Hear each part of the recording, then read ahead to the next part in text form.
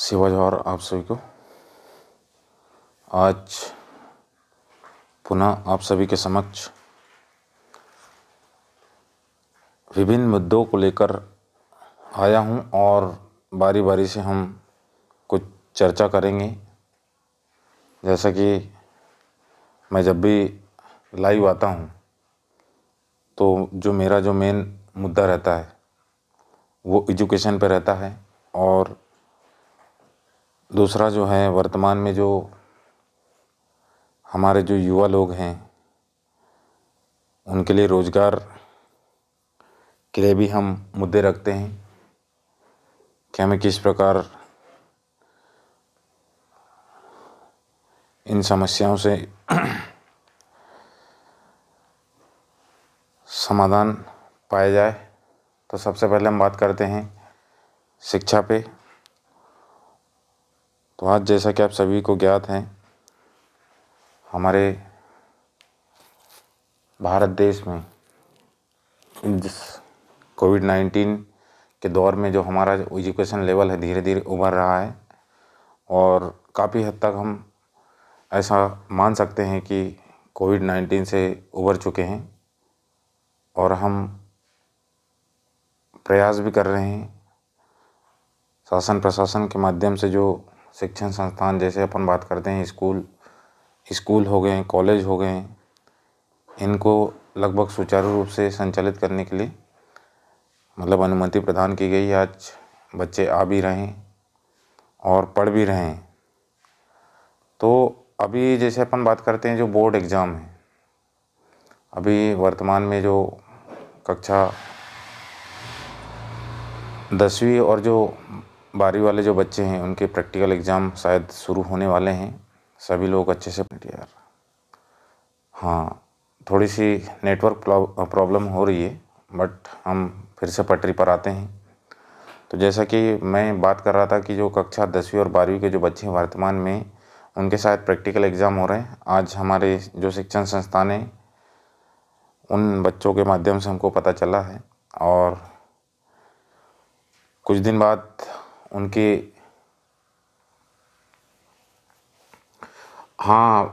Actually क्या होता है कि जो बैकग्राउंड उल्टे दिख रहा है इसका मतलब ये फ्रंट कैमरा से लाइव है। वो ऐसा दिखेगा, फ्रंट कैमरा से क्या है कि उल्टा ही दिखता है वो, पर कोई दिक्कत नहीं है। अगर आपको हमारे जो संपर्क नंबर होंगे या जो भी हो तो बहुत सारे जो उसमें हम लोग पोस्ट करते हैं तो उसमें मिल जाएंगे। ये तो एक्चुअली क्या कोचिंग संस्थान नहीं है, ये एक्चुअली क्या हम लोग जहाँ पर रहते हैं घर है, यहाँ से मैं लाइव हो रहा हूँ, और फ्रंट कैमरा से हमेशा कोई भी चीज़ उल्टा ही दिखता है। तो एक बार आप सभी लोगों को एक बार पुनः सेवा जौहर करता हूँ, और मैं शिक्षा से थोड़ा सा मैं अपनी बात को मोड़ना चाहता हूँ। जैसे कि आप सभी लोगों ने अभी 8 मार्च को अंतर्राष्ट्रीय मातृशक्ति दिवस मनाए होंगे।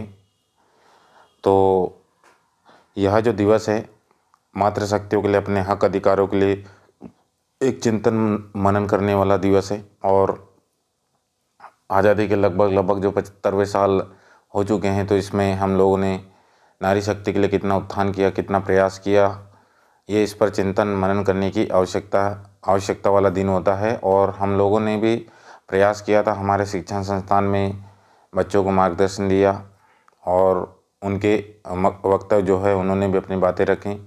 और इसके बाद हमारे जो गांव में हमारी माताएं बहनों का हम लोगों ने वहाँ पे भी सम्मान किया।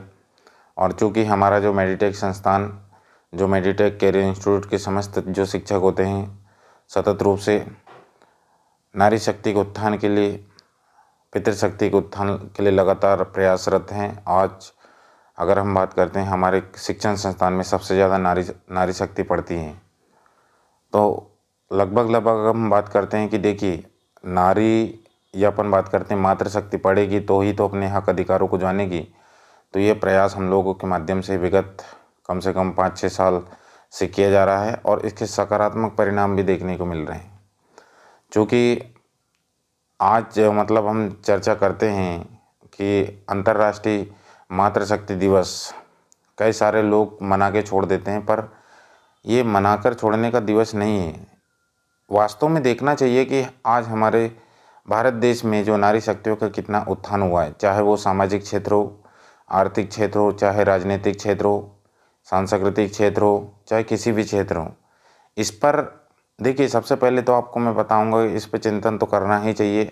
और ज़्यादा चिंतन हमारे देश की जो मातृशक्ति उनको करना चाहिए। क्योंकि देखिए नारी को हम कितना भी मार्गदर्शन दें, लेकिन क्या है कि उन्हें ही सोचना पड़ेगा। देखिए एक बोलते हैं ना कि एक अगर अपन एक स्कूल के बच्चों को कितना भी अच्छा पढ़ा दें, लेकिन परीक्षा में जाके तो उसी को लिखना है। तो ये नारी शक्ति के लिए मैं एक संदेश भी देना चाहूँगा कि देखिए आप लोग प्रयास करें। अभी देखिए आपको इतने सारे संविधान में अधिकार दिए गए हैं, लेकिन फिर भी मैं ऐसा मानता हूँ कि कई चीज़ों में रोका गया हो या नहीं दिया गया हो। लेकिन कुछ सारी चीज़ें हैं, जैसे अपन बात करते हैं एजुकेशन की बात करते हैं, तो एजुकेशन में हर चीज़ आपको उपलब्ध है और वो चीज़ें मिल रही है आपको। लेकिन आपका भी प्रयास होना चाहिए, कि आप कौन कौन से क्षेत्र में जाना चाहेंगे। क्योंकि देखिए हमें हर 8 मार्च में या हर दिन, मेरा तो ऐसा कहना है कि हर हर दिन हमें प्रयास करना चाहिए कि आज हमारा कितना इम्प्लीमेंटेशन हुआ है, कितना प्रोग्रेस हुआ है, इस पर चिंतन मनन करने की आवश्यकता है। तो देखिए मैं चाहता हूँ कि आज नारी शक्ति या मातृशक्ति कहें कि हर क्षेत्र में अपने प्रतिनिधित्व को बखूबी रूप से निभाना चाहिए। क्योंकि आज अगर हम बात करते हैं सबसे बड़ा जो क्षेत्र होता है जैसे संवैधानिक क्षेत्र, आज हम बात करते हैं, देखिए हमारे बैतूल ज़िले की बात करते हैं, आज लगभग सभी बड़े पदों में जैसे पुलिस विभाग में मातृशक्तियाँ बैठी है। पूरे प्रदेश के लिए गर्व की बात है और हमारे ज़िले के लिए गर्व की बात है। तो हर जितने जो संवैधानिक पद है इसमें आपको बैठने की आवश्यकता है। क्योंकि आप जब उस स्थान पर बैठोगे तो मतलब ऑटोमेटिकली आपके जो अधिकार हैं, हक अधिकार आपको मिल जाएंगे। उसी प्रकार अपन बात करते हैं, जैसे कई सारे लोग बोलते हैं जो मातृशक्तियाँ, मतलब आज के हमारे भारत देश में नहीं पूरे विश्व में अगर देखें तो कई मातृशक्तियाँ बिजनेस के सेक्टर में भी बहुत अपनी पहचान बनाई है। तो आप भी प्रयास करें। देखिए होता क्या है कि जो पुरुष वर्ग होते हैं बिजनेस के सेक्टर में बाहरी काम करते हैं, लेकिन मातृशक्ति घर का काम करती हैं, पर ऐसा नहीं है। ये धीरे धीरे इसका स्वरूप बदलता जा रहा है। आज मातृशक्तियाँ भी आगे आ रही हैं, पर फिर भी मेरा ऐसा मानना है कि बहुत धीमी गति है, तो इसे और रफ्तार देने की आवश्यकता है। आप लोग भी जब देखिए सरकारी क्षेत्र में तो कदम बढ़ाइए और साथ में आप स्वरोजगार के क्षेत्र में भी कदम बढ़ाइए, बिजनेस के क्षेत्र में भी कदम बढ़ाइए, तो निश्चित तौर से आपकी जो आने वाली जो पीढ़ी होगी या मातृशक्तियाँ हैं या जो बच्चे लोग हैं या बात करते हैं नारी शक्तियाँ हैं, इनका विकास होगा। दूसरी बात जो सबसे बड़ा आपके साथ अगर अपन बात करते हैं कि देखिए राजनीति में देखिए आज अपन बात करते हैं, चाहे सांसद हो, चाहे विधायक हो, चाहे हम दूसरे में इसमें ये कहें कि देखिए आज संसद कहें या हम बात करते हैं विधानसभा कहें, राज्यसभा कहें, यहाँ पर क्या होता है आज आप सभी लोग प्रत्यक्ष रूप से देख सकते हैं कि यहाँ पर जो मातृशक्तियों की जो भागीदारी है लगभग आधी से भी कम है, मतलब लगभग 25% भी नहीं है। तो प्रयास करें। आपको जब प्रतिनिधित्व अगर करने का मौका मिलता है तो आप प्रतिनिधित्व कीजिए। आज गांव में जाके देखिए, या कहीं पे भी जाके देखिए। अगर राजनीति की मैं बात कर रहा हूँ, स्पेशली राजनीति की, तो देखिए आज भी अगर कोई मातृशक्ति अगर कोई राजनीति में कोई छोटे मोटे पद में है तो उसका जो पूरा जो काम करता है उनके भाई साहब करते हैं, उनके पतिदेव करते हैं। कहीं ना कहीं हम ही लोग उस पहल को आगे नहीं बढ़ा रहे हैं, हम ही इसके लिए जिम्मेदार हैं। तो ये हमें प्रयास करनी पड़ेगी। आज हमें ज़रूरत है अच्छे योग्य, अच्छे पढ़े लिखे, अच्छी सोच के जो लोग हैं, इनको राजनीति के सेक्टर में आने की आवश्यकता है। स्पेशली मैं मातृशक्तियों की बात करते हैं क्योंकि हमारे देश का जो पावरफुल हथियार है वो राजनीति। यदि आप देख सकते हैं, देखिए छोटा सा मैं देखिए व्यंग्यकार तो हूँ ही, मैं अभी तो बात शुरू किया हूँ, पिक्चर अभी बाकी है। आप देखिए अभी कई राज्यों में देखिए मध्य प्रदेश में भी चल रहा है, यूपी में भी चल रहा है, कई पूरे देश में आज जिस प्रकार से जो लड़कियों पर जो अत्याचार किए जा रहे हैं, उनसे भेदभाव किए जा रहे हैं, मैं पूरी तरह से लोगों को नहीं बोल रहा हूँ, लेकिन आप देखिए इतना दबंगी के साथ कुछ भी कर दे रहे हैं। ऐसी घटनाएं जो लगातार होते जा रही है। तो इस पर चिंतन मनन करने की आवश्यकता होती है कि क्या कारण है कि आज भी देखिए जो महिलाओं के अंदर जो सहन शक्ति है, आपको अब मतलब वीरांगना बनने की आवश्यकता है हर क्षेत्र में। क्योंकि देखिए कोई देने वाला नहीं है, आपको लड़कर उन्हें हासिल करने की कला सीखनी पड़ेगी, ये विधि सीखनी पड़ेगी, तब जाके आपका विकास हो सकता है। क्योंकि आपकी जब जब तक भागीदारी पूर्ण स्वतंत्रता के साथ, पूर्ण अभिव्यक्ति के साथ, चाहे वो सामाजिक क्षेत्र हो, आर्थिक क्षेत्र हो, चाहे राजनीतिक क्षेत्र हो, अगर इनमें नहीं होगा तब तक आपका विकास नहीं हो सकता है। देखिए आज हम पहले के इतिहास देखें, आज जैसे कि आप सभी को मालूम ही होगा कि जो विद्या की जो देवी है सावित्रीबाई फुले की पुण्यतिथि भी है। तो उन्होंने सबसे पहले हमारे भारत देश में मातृशक्तियों की शिक्षा के लिए उन्होंने सबसे पहले स्कूल ओपन किया था।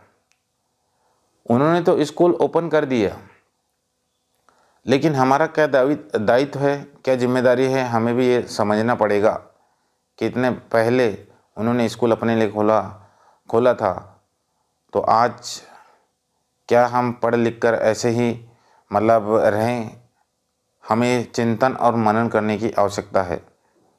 आज देखिए विदेश में आप देखिए अच्छे अच्छे बड़े बड़े पदों में आज हम बात करते हैं, यहाँ तक कि राष्ट्रपति प्रधानमंत्री तक भी बन चुके विदेश में। लेकिन हमारे भारत देश में इक्के दुक्के बार हुआ होगा, ऐसा हुआ होगा। तो आप हर क्षेत्र में जब तक पूर्ण स्वतंत्रता के साथ जब भागीदारी नहीं करोगे तो आपका विकास संभव ही नहीं होगा। जैसे अपन बात करते हैं पढ़ाई लिखाई करने के बाद देखिए हमें संवैधानिक जो पद होते हैं, जो सरकारी सेक्टर में जो होते हैं, आईएएस, आईपीएस, डॉक्टर, इंजीनियर, वकील, मास्टर और भी अन्य जो फील्ड है, इनमें जाने की आवश्यकता है। और यदि आपको ऐसा लगता है कि आप अच्छे एजुकेटेड है और आप में क्वालिटी है, तो आपको बिजनेस के सेक्टर में भी कदम बढ़ाने की आवश्यकता है। अगर आप ये सब करने में कामयाब होते हैं तो आपके जो अधिकार हैं स्वतः ही आपको मिल जाएंगे। आर्थिक रूप से हमें मजबूत होने की आवश्यकता बहुत अधिक है। तो इसके लिए हमें प्रयास कैसा करना है? देखो कई सारे जो लोग हैं शासकीय क्षेत्र में जॉब कर ही रहे हैं, लेकिन इनको प्राइवेट सेक्टर में भी, जैसे अपन बात करते हैं सेल्फ एम्प्लॉयमेंट के क्षेत्र में भी, इनको कदम बढ़ाने की आवश्यकता है। कई सारे लोगों को जॉब मिल जाती, कई सारे लोगों को नहीं मिल रही। तो वो लोग भी क्या होता है अपनी रोजी रोटी कमाने के लिए तो कुछ तो उनको करना चाहिए ना। चाहे इसमें पुरुष वर्ग हो चाहे मातृशक्ति हो, दोनों को स्वरोजगार के क्षेत्र में कदम बढ़ाने की आवश्यकता है। हम विगत कई वर्षों से हम मार्गदर्शन तो देते हैं, लेकिन आज की जो युवा पीढ़ी है, मैं बोलता हूँ ना कि दिशाहीन हो चुकी है। मतलब युवा पीढ़ी में चाहे वो मातृशक्ति हो चाहे पितृशक्ति है, मैक्सिमम अपन बात करते हैं 50% लोग दिशाहीन हैं। इसी का परिणाम है कि उनकी जो आगे होने वाले जो आगामी समय या भविष्य है, मतलब मुझे ऐसा लगता है कि भविष्य पूरा अंधकारमय दिख रहा है। तो सबसे पहले क्या होता है कि हमें प्रयास करना पड़ेगा, हमें एक दिशा तय करनी पड़ेगी, एक लक्ष्य तय करनी पड़ेगी, तब जाके हमें सफलता मिलेगी। हमें गवर्नमेंट सेक्टर में भी जाने की आवश्यकता है, प्राइवेट सेक्टर में भी जाने की आवश्यकता है, मतलब बिजनेस करने की आवश्यकता है। और रही बात जो है, देखिए आज जो हम बात करते हैं, जितना हम अपनी बेटी को सहयोग करते हैं उतना ही हमको अपने बेटे को भी करना चाहिए। सही संस्कार सिखाना चाहिए, उनमें लिंग भेद को मतलब हमें ये प्रयास करना चाहिए कि लिंग भेद पूरी तरह से मतलब ख़त्म हो। जो असमानताएं हैं ये दूर होना चाहिए। हमें दोनों को समान रूप से तवज्जो देनी चाहिए। स्पेशली जो मातृशक्ति उनको तो ज़्यादा तवज्जो देनी चाहिए। जिस प्रकार हम अपने बेटे पे विश्वास करते उतना ही बेटी पे विश्वास करना चाहिए। उनको भी पढ़ाना लिखाना चाहिए, अच्छा रोजगार के क्षेत्र में उनको भेजना चाहिए, स्वरोजगार के क्षेत्र में भेजना चाहिए। उन्हें आर्थिक रूप से मजबूत करने की आवश्यकता है। और राजनीति का जो क्षेत्र है अभी वर्तमान में देखिए पूरे देश में देखिए, मैं सबसे पहले बात कर रहा हूँ जैसे मातृशक्ति के ऊपर, पूरे आए दिन आप सुन रहे हैं कोई तेजाब फेंक रहा है, कोई कुछ करके मतलब कई सारी घटनाएं करके उनको मारने का काम कर रहे हैं।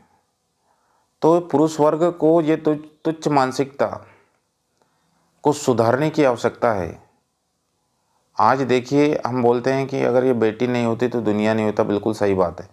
लेकिन आज क्या हो रहा है, सरकारें बेटी बचाओ बेटी पढ़ाओ का नारा देती, लेकिन कभी बेटी को सक्षम बनाओ ये नहीं बोलती। नारा केवल किताबी जो पन्ने होते हैं यहाँ तक सीमित नहीं होना चाहिए, लेकिन आज हो क्या रहा है, वही है किताबों तक। आज बाकायदा मतलब नारी शक्तियों को लोग, जैसे अपन बात करते हैं, जैसे अभी मध्य प्रदेश सरकार भी बढ़िया पूजा पाठ करती है नारी शक्तियों के, बहुत अच्छी बात है, धन्यवाद देता हूँ उनको।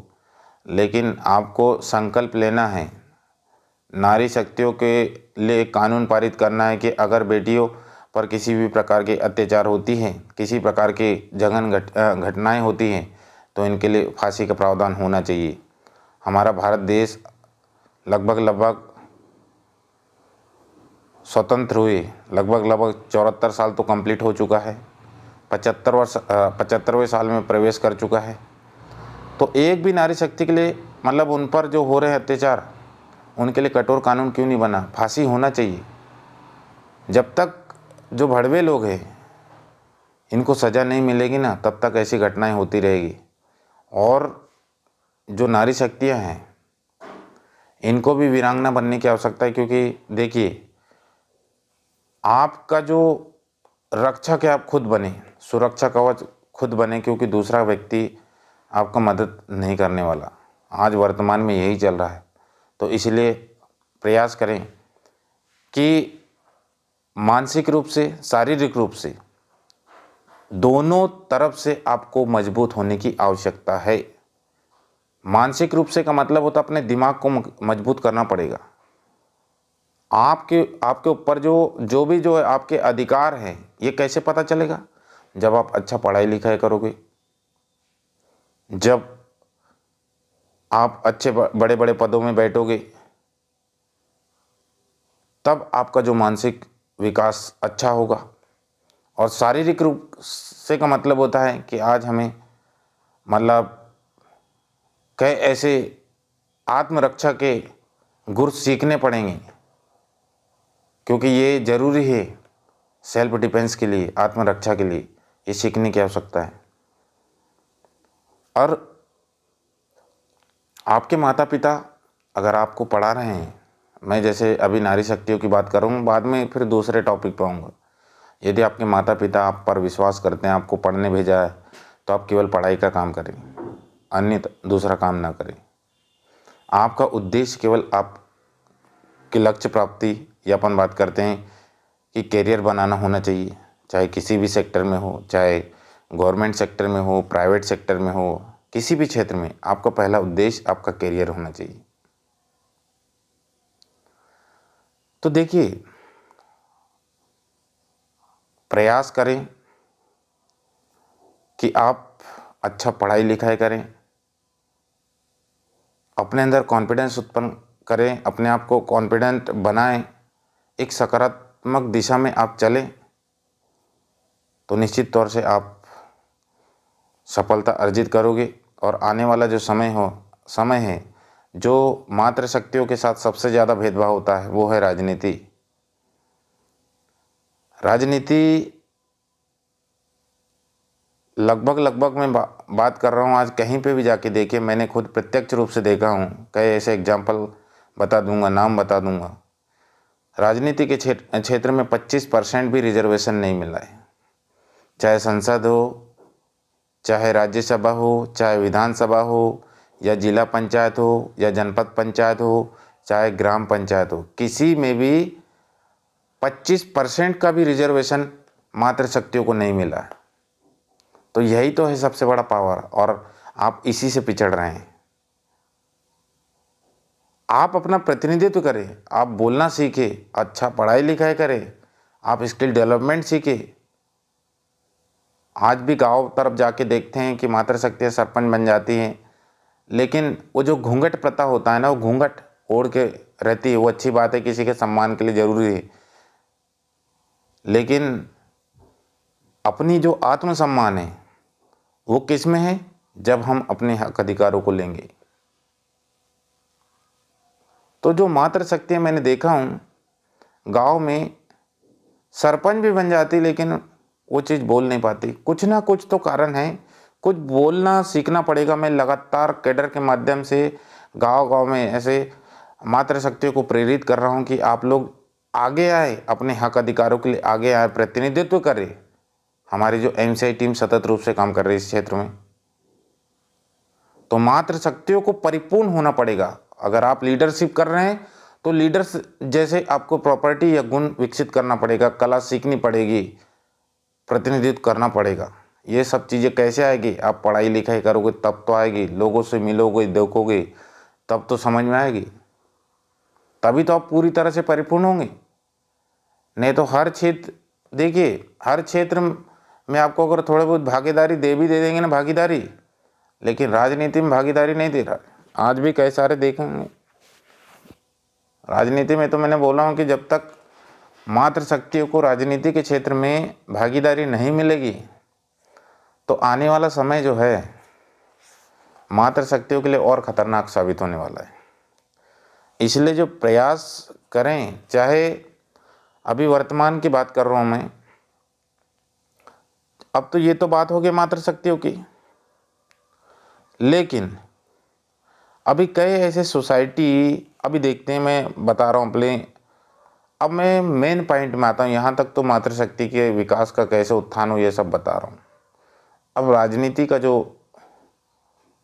इसमें मातृशक्ति ही नहीं, सबके साथ कैसे भेदभाव हुआ है। जैसे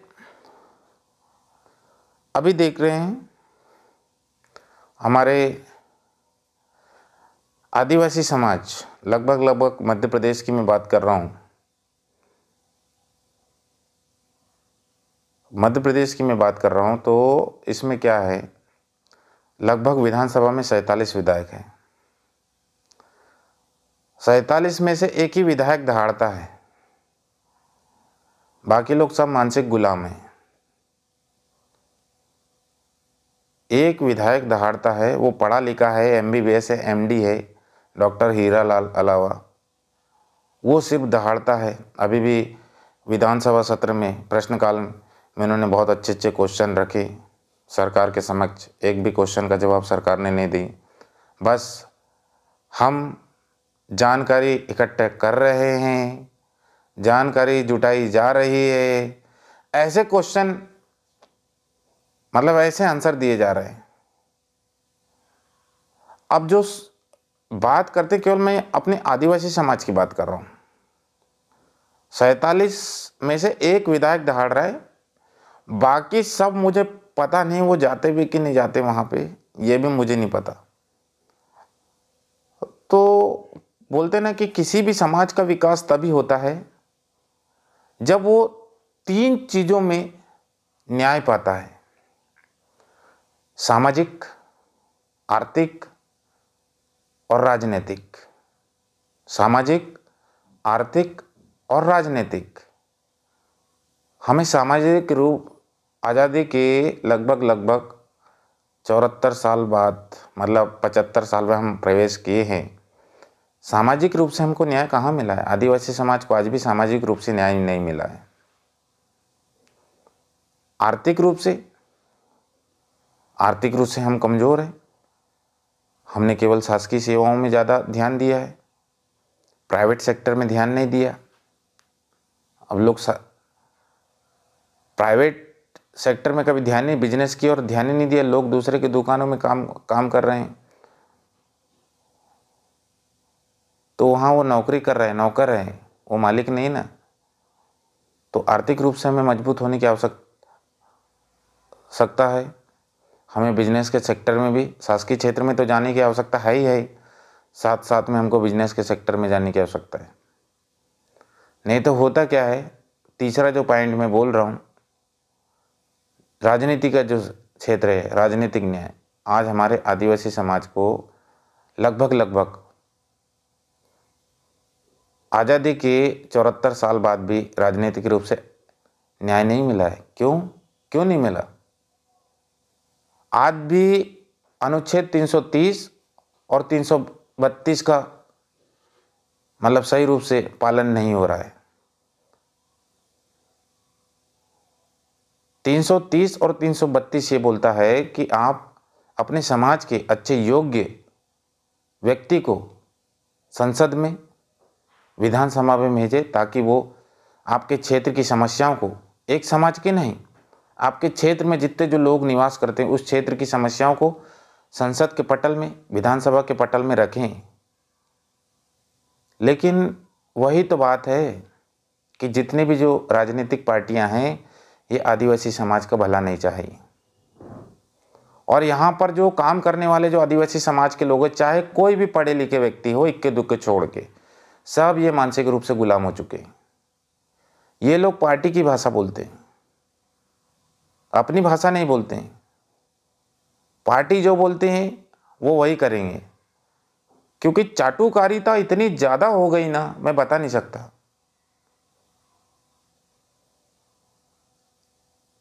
तो इसलिए अगर सरकार, चाहे कोई भी राजनीतिक पार्टी हो, हमने देखा, हमारे बैतूल की बात कर रहा हूँ, आज तक घोरा डोंगरी क्षेत्र में कोई अच्छा योग्य उम्मीदवार नहीं मिला। विधानसभा भैंसदेही में, इसमें भी योग्य उम्मीदवार नहीं मिला। सांसद की टिकट मतलब सीट भी यहाँ पर है, यहाँ पर वो भी वही कंडीशन में, तीनों ही जो राजनीति की जो सीट है ये ऐसे ही हैं। तो अगर राजनीतिक पार्टियां वास्तव में अगर आदिवासी समाज की हितैषी होती तो अच्छे पढ़े लिखे लोगों को मैदान में उतारती, जो वास्तव में उस जमीनी स्तर को जानते हैं। आज भी हमारे भारत देश में, पूरे देश में आदिवासी समाज के अनपढ़ लोग इनको मिलते हैं, कोई भी राजनीतिक पार्टी। फिर वही बात है, ये लोग अगर बन भी जाते हैं ना, तो फिर बोलते हैं ना कि इनको वही चीज़ मिलता है, जो बोलते हैं ना कि लास्ट पंगत में जो बैठता है तो बचा कुचा जो मिल जाता है इनको, ये खुद खा लेते होंगे या तो फिर ऐसे समेट लेते होंगे।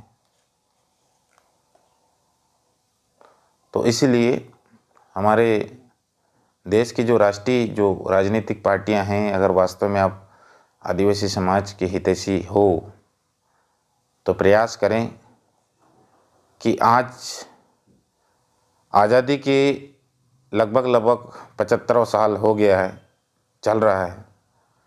तो बाबा साहब के द्वारा जो संविधान में जो मौलिक अधिकार हैं, शिक्षा का अधिकार, इन अधिकारों को पढ़कर उपयोग करके बहुत सारे ऐसे आदिवासी समाज के क्रांतिवीर योद्धा लोग पैदा हो चुके हैं, जो डंके की चोट पर समाज का नेतृत्व अच्छे से कर सकते हैं। पर वही बात है ना कि अच्छे पढ़े लिखे लोगों को अगर मान लो राजनीतिक पार्टी टिकट देती है तो वो राजनीतिक पार्टियों की बात नहीं सुनेंगे। अब वो गुलाम थोड़ी ना बनेंगे। तो इसलिए राजनीतिक पार्टियां किन को पकड़ती है? जिनको हिंदी बोलते नहीं आता, जिसको लिखते नहीं आता। अब क्या कर सकते हैं? जो कभी गांव में घुमा नहीं, जिसको आलू और भालू में फ़र्क नहीं है, ऐसे लोगों को पकड़ती है और भाई तू विधायक बन जा। और ये टिकट भी देगी उनको, और ऊपर से कई ठेकेदार, पैसे वाले, माफिया वाले उनको पैसा लगाएंगे, फिर पूरे काले काम करेंगे। यही तो चल रहा है इस देश में, यही चल रहा है। मतलब हमारे आदिवासी समाज के जो नेता लोग हैं, इनके पीछे ऐसा बंदूक लगा है, वो बंदूक की नोक पे काम कर रहे हैं। जिस समाज के दम से वो उन लोगों को टिकट मिला है, उनका काम नहीं कर रहे हैं, दूसरे लोगों की गुलामी कर रहे हैं। अच्छे पढ़े लिखे लोग भी, अभी मालूम है, अच्छे लोग हैं ना, टिकट के जुगाड़ में घूम फिर रहे हैं इधर उधर, सामाजिक मंचों में बैठ रहे हैं, वहाँ बड़ी बड़ी देंगे, और ले दे के राजनीति का समय आता, चुनाव के समय, ये सब लोग दिल्ली में डटे रहेंगे, नहीं तो फिर और कहीं डटे रहेंगे, भोपाल में डटे रहेंगे कि इनको कहीं चुनाव की टिकट, मतलब विधायक की टिकट मिल जाए, सांसद की टिकट मिल जाए। अरे मैं तो वो बोल रहा हूँ, आप उन लोगों को जो वहाँ पर डेरा डाल के बैठे हैं, पहले समाज के लिए काम करो, क्षेत्र के लिए काम करो। जनता आपको राजा बनाएगी, जनता आपको सत्ता पे बिठा लेगी, जनता आपको गद्दी प्रदान करेगी। लेकिन ये ऐसे लोग हैं जो केवल समाज को तोड़ने के लिए, समाज को तोड़ने के लिए ये लोग सामाजिक मंचों में जाएंगे और वहाँ पार्टी का गुणगान करेंगे और सीधे जाके चुनाव के समय इन्हीं लोगों को बेवकूफ़ बना के विधायक बनेंगे। और विधायक सांसद बनने के बाद ये कभी भी ये लोग समाज की ओर नहीं देखते। अरे क्या बोल सकते हैं। अब यही तो बात है ना, कोई भी राष्ट्रीय राजनीतिक पार्टियां हो, आदिवासी समाज का विकास नहीं कर सकती जब तक वो खुद अपना विकास नहीं सोचेगा। तो इसीलिए हमारे जितने जो पढ़े लिखे साथी लोग हैं, मेरा उनसे निवेदन है भाई लोग, कि आने वाला समय है ग्राम पंचायत चुनाव, इसमें अच्छे पढ़े लिखे लोग प्रतिनिधित्व करें। अगर अपने समाज को और अपने क्षेत्र को सुधारना है, कुछ अच्छा करना है, तो अभी आने वाले समय में पंचायती चुनाव में अच्छे पढ़े लिखे मातृशक्ति चाहे पितृशक्ति सभी लोगों को प्रतिनिधित्व करने के लिए आना पड़ेगा। यदि अनपढ़ लोग आएंगे तो फिर से ये समाज को बेचने का काम करेंगे। ये कभी 5 साल सरपंच भी रहेंगे तो ये खुद का भी विकास नहीं करेंगे, वो गांव का तो दूर, उसके साथ रहने वाले ठेकेदार और जो मेट होते हैं वो अलग से डेवलप हो जाते हैं। लेकिन सरपंच के पास एक मोटरसाइकिल रहती है, वो भी सरपंच के बाद चली जाती है। तो इसलिए थोड़ा ध्यान रखें, जो पढ़ने लिखने वाले युवा लोग हैं, जो ऐसा लगता है कि सब ग्रेजुएशन वगैरह सब कंप्लीट करके हो गए, जिनको जॉब नहीं मिल रहा, बिजनेस कर रहे हैं, तो ये लोग राजनीति के क्षेत्र में अच्छा कदम बढ़ाएं ताकि अपने समाज का विकास हो सके और क्षेत्र का विकास हो सके। तो यही मैं बात करना चाह रहा था। सभी लोगों को बहुत बहुत धन्यवाद कि आप सभी लोग मुझे सुनते हो और कुछ ग्रहण भी करते हो। मुझे आशा और उम्मीद है कि हमारी बातें आप लोगों के लिए फ़ायदेमंद होती हैं। तो एक बार पुनः आप सभी को बहुत बहुत धन्यवाद और सेवा जोहार करता हूँ।